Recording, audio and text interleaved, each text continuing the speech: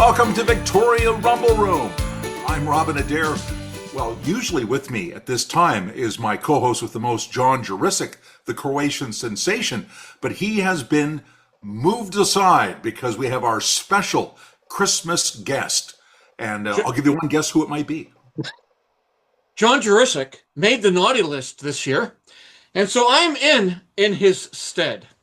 And I'm ready to talk about all things because up in the North Pole, we rumble, baby! Oh, that's great, Santa. Yeah, of course, we all know how pugilistic Santa Claus can be. It's not something people like to think about, but I think we all kind of know deep down that's who Santa Claus really is. So great to be on the show. Thank you. Great to have you here. So, Santa, I just thought maybe we could go through a few highlights from 2025 and get your thoughts on them. Get your Kris Kringle binoculars on some of these issues. I'd love to do that, Robin. That would be great. I think I'm going to do a lot better job than that naughty boy Johnny Juricic.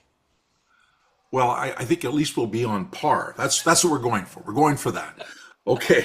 So number one in 2025, Mark Carney surprises a lot of people, comes out of nowhere, takes over the prime ministership from Justin Trudeau and wins the national election, not by a lot, by just a sliver, but he wins the election. He beats Pierre Poilievre as he campaigns against what's going on in the United States and Donald Trump. So what do you make of all that, Santa? I tell you, I'm all about joy. I'm all about goodwill. I'm all about those kind of things. And it does feel, as I fly over Canada these days, that there's a bit of an optimistic feeling in the air because of what your prime minister is doing. He seems to be diversifying himself away from the U.S., which is causing problems for our economy. He seems to be creating new relationships. He seems to be creating a sense of optimism. All those things I'm in favor of. Anybody there get a lump of coal? Well, it's quite possible that the opposition leader, Pierre Poilievre, has got a lump of coal because members of his party are leaving his party. It's never good when your elves leave the house. And he doesn't seem to be participating in this goodwill that we all want to feel these days. Okay, fair enough. Thank you, Santa. And now here's that another was a lot piece better than John Juricic, wasn't it? It was way more thoughtful. It was shorter than John Juricic. That's what I liked about it. It's a shorter. It didn't ramble on. It was a very nice, concise comment. Thank you for that, well, Santa. I'm very busy these days, so rambling is not in my repertoire. I know. You're making personal appearances everywhere. Number two, a highlight that I put down was the first BC ship to depart from the port of Kitimat with the liquefied natural gas. We went through so many years getting that natural gas pipeline built, the factory facility in Kitimat, and now we're ready to go. It's going to be a huge, bountiful plus for the province. And now we're talking about having more natural gas and more expansion of oil and gas as well. What do you think of that, Santa Claus? Even though I don't operate up at the North Pole with any sort of democracy, I basically run the ship.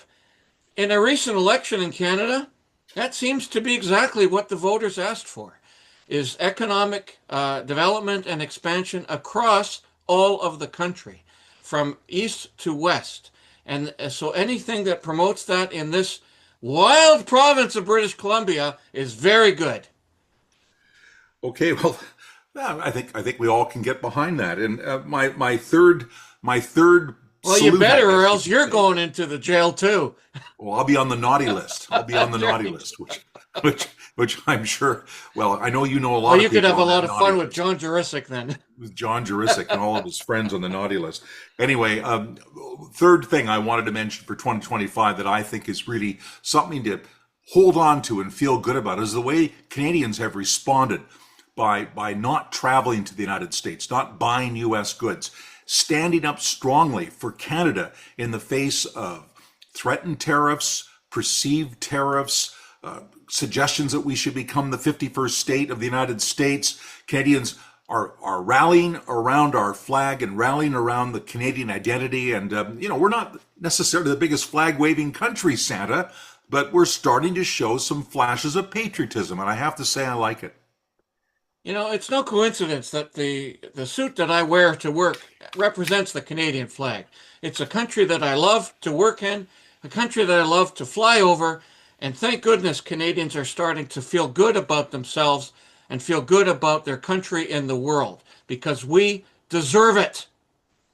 If we hooked you up on a pole, we could wave you and you'd look like a Canadian flag just about, wouldn't you, Santa? That Well, it would would be have to be a big pole on hydraulics because I'm no small man. a bowl full of jelly. That's it. Okay. Now, Santa, I was hoping maybe you could help me with some predictions for 2026. I have some notions. You can say thumbs up or thumbs down or ho ho ho or Exactly. or no presents for you, that kind of thing. But anyway, Exactly. the Perfect. the, the first one, this is the first one I'm predicting.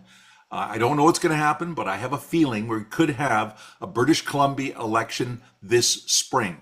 I don't believe Premier David Eby has a strong enough mandate to hold on to power. He's in a lot of trouble with the economy. He's in a lot of trouble with First Nations relations and allowing the First Nations to be able to go out and claim land that's owned by others in the province. And it's a real mess he's created. And I think he's going to want to take advantage of the fact that conservatives at the minute are rudderless. They don't have a leader. It's going to take them time to get one. I could see the NDP pushing the button and saying, vote for us and let's go. Now, I don't know what you think of that, Santa. Well, I don't think that's a prediction at all, Robin. I think that's a guarantee. I think that there is so much unsettled politics and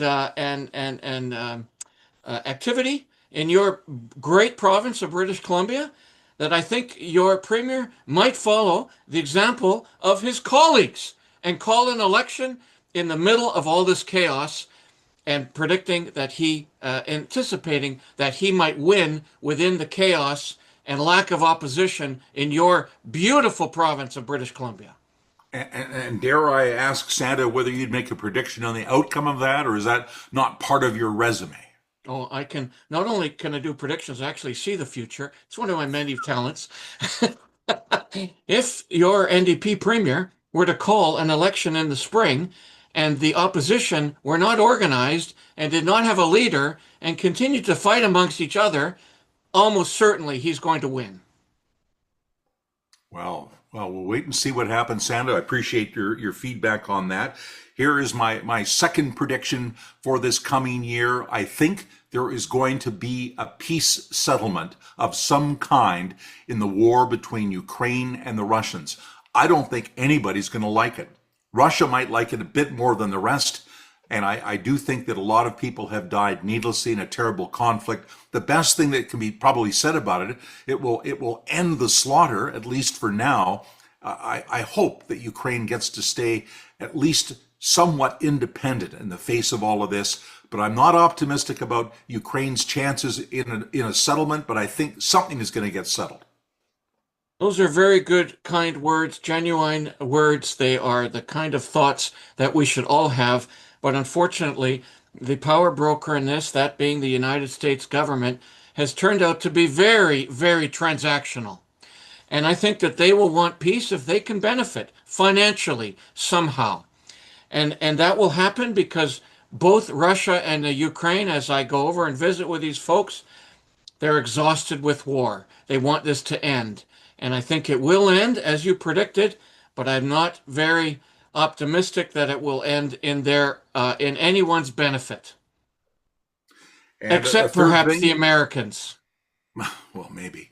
And let's get into that then. This is the third area I wanted to cover, Santa. And I had a question for you. You know, you're flying across the border into the United States to give gifts to the little kiddies down in the USA. Do they stop you at the border? Are you fingerprinted? Do you have to pay your $30? Do you have to write out a form in advance saying that you're not staying for more than a few hours, let alone a few weeks or months? Because they have a lot of rules now, Santa. And do you come from a country that they still recognize and allow to come into the United States in the first place? Robin, if I wasn't Santa Claus and had magic powers and was able to fly over borders without going through any kind of customs or border patrol, then I would indeed be checked by agents at the border. My phone would be checked. Not that it has anything that would bother anybody. All my reindeer would have to be checked. Every present I have would be checked This is the state of the world that unfortunately you are living in. And if I wasn't flying around in my Santa and reindeer thing, I would tell you that it would be very, very difficult to travel, and I wouldn't do it. Well, Santa, I suspect in this year we're going to see the Republicans make a big push towards putting out big checks to every American. Here's $2,000. This will help offset all the expenses. It's going to come directly out of the money they're drawing out of tariffs, and they're going to try to buy back an election. But I think all of that said, they are going to lose heavily in the midterms coming up. That could change the narrative. And the other thing I think is that the Kuzma relationship, our free trade agreement between Canada, the US, and Mexico is going to get altered. It may be unrecognizable. I'm not optimistic that we're going to get a decent settlement. I cross my fingers. I hope I'm wrong. What do you think? I think 2026 might be one of the scariest years in our lifetime, in my lifetime. And as you know, I've been living for hundreds and hundreds of years. I've seen everything. What we have is a world leader who is actually a bully and is a narcissist, only cares about himself, and therefore will do anything to preserve his power. That means we are in for a load of trouble. I'm very, very pessimistic about the way 2026 might turn out. He will ruin economies, he will go to war, and he will do whatever he needs to preserve himself. That's a problem. There you go, Santa. Thank you for helping me out with my predictions and also our look back at highlights from this year just past. I really want to, again, thank you for being on the show. This is so special. I think this is the fourth time we've had a Rumble Room with Santa Claus making an appearance, making a stop on the show. And I think we're one of the only shows that has Santa Claus appearing. So, I mean, that's a big feather in our cap. So we really appreciate it. And maybe a final message to our beloved viewers from the North Pole before Christmas really gets fully underway. Absolutely. The message is, everyone, have a happy holiday, a Merry Christmas, spend time with your family, overeat, have a great time, prepare yourself for what might be a difficult 2026. Ho, ho, ho, ho, ho, ho, ho, from Santa Claus! And from Rob and Adair, all the best for the holiday season and 2026, and rumble on!